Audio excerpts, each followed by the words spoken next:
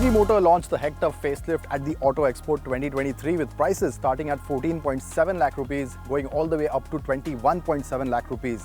Now Nikhil already got a chance to do a quick walk around explaining the basic changes, but today is about driving it out on the road because we haven't really driven the petrol CVT yet. And of course the big one, ADAS. How it feels in the real world is something we're going to find out today. But before we get started, don't forget to subscribe to the Autocar India channel and hit the bell icon so you're notified each time we upload a video. Before we get going, let's have a quick look at what all has changed in terms of the design. At the front, if you are a big fan of big grills, the new Hectors has considerably grown in size and with a new diamond-like pattern along with an angular chrome surround that merges with the LED DRLs. The main headlamp cluster on the bumper also gets a new pentagonal shape like the grille and is surrounded by gloss black surrounds. And the front chin also gets a new chrome surround for the central air intake. Over to the side, the large dimensions remain as is with plenty of wheelbase and 18-inch alloy wheels. At the rear, there is a new tail lamp unit with a redesigned red strip connecting the lamps at either ends. The rear bumper has also been restyled with new angular creases. So overall, pretty recognizable changes that have only added to the Hector's already strong road presence. Now inside the Hector facelift, the changes are quite significant and well, they had to be because the older car was getting quite dated. With this one though, they have fixed a lot of the problems. The dashboard has been completely redesigned, the vents, the upper half, the whole lot. You have these nice soft touch materials as well that uplifts the cabin. On the center console, you get a good amount of gloss finish. You have these brushed metallic panels as well that feel really nice to the touch and overall offer a premium look. Inside you have a digital instrument cluster. That was the gripe with the older car. They were just a bit too dated, the dials. This one has fixed the problem. And the big one, the 14-inch touchscreen. Now this is a vast improvement compared to the older one. And yes, it is still not the best one out there, but it is a lot more slicker and a lot better to use in terms of resolution as well. It is quite a jump ahead. The other highlights on the Hector were of course the massive feature list, and that continues: wireless charging, powered front seats, ventilated front seats. You have a panoramic sunroof as well, an Infinity audio system. So yes, this thing is pretty packed to the gills.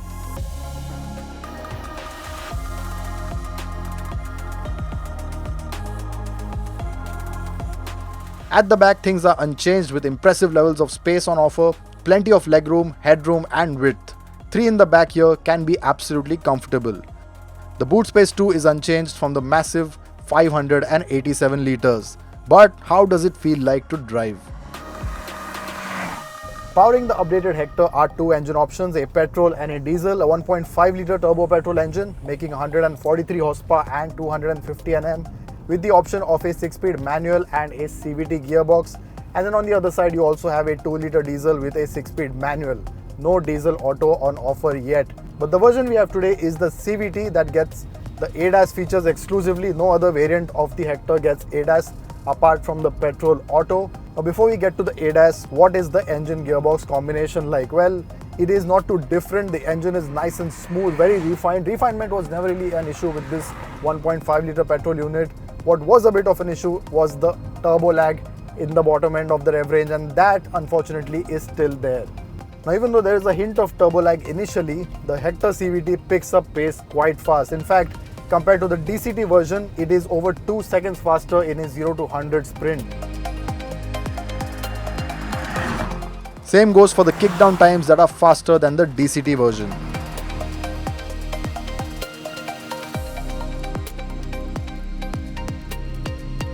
Also, here's a look at the efficiency numbers of the Hector CVT.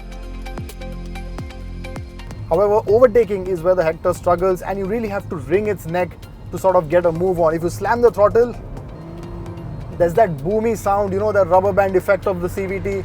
It's not pleasing at all. And yes, it does take some time to get going. That means overtakings require a bit of planning, and even though you have drive modes between Sport, Normal and Eco, yes, Sport is a bit sprightly and Eco is more on the linear side, but overall the boominess of the CVT is still very much there. Now the CVT transmission is a step-based unit. You have 8 shifts that mimic actual gear shifts. However, when you do switch to manual control via the gear lever, because you don't have paddle shifters, it isn't the most refined systems, and yes, you do feel like it is a bit of a digital add-on and it is not too natural. But what about ADAS? And how does the ADAS work? Well, to be honest, it is quite good because the calibration is very good indeed. Of course, you need well-marked roads for ADAS to work completely. It is a sensor-based thing, so you can't really blame it on the car. On a nice, well-paved, well-marked road, it is really very smooth. Like on the Aster, the Hector gets level 2 ADAS, which means features like adaptive cruise control, active lane keep assist, active brake assist, intelligent headlamp control, and more. What is very nice though is the fact that the car picks up the objects around it very clearly and very distinctly. If there's a motorcycle in the way, it will show a motorcycle there. If it's a truck. If it's a tempo, even that. So yeah, the calibration and sort of the response from the system is very quick. What I also liked especially is the automatic braking. That I think is the huge safety feature. I mean, yes, adaptive cruise control is very convenient, and lane keep assist also is something you largely use on the highways. But automatic braking is something you keep on at all times. The Hector also has a traffic jam assist, which basically locks onto the car in front and can absolutely dial down the speed, and you basically are just then tailing that car.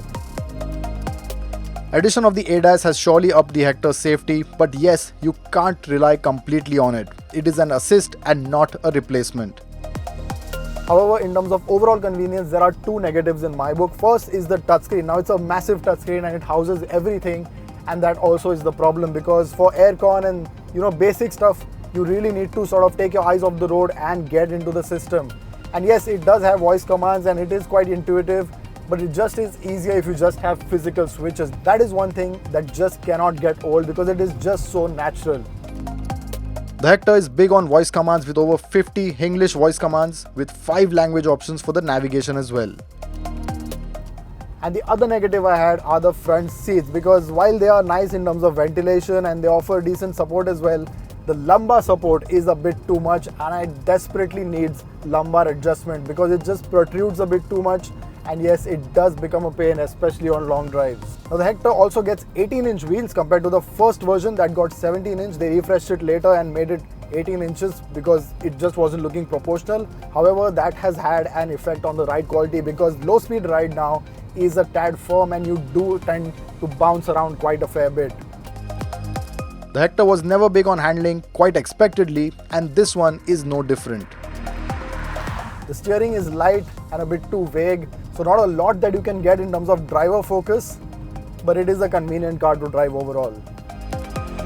And that is what MG has improved with the Hector. The huge amount of convenience in every area, be it space, the features, newly added ADAS, and some of the old positives like the internet connectivity and strong road presence. For the price, it is a lot of car, and with these updates, the value has just been upped.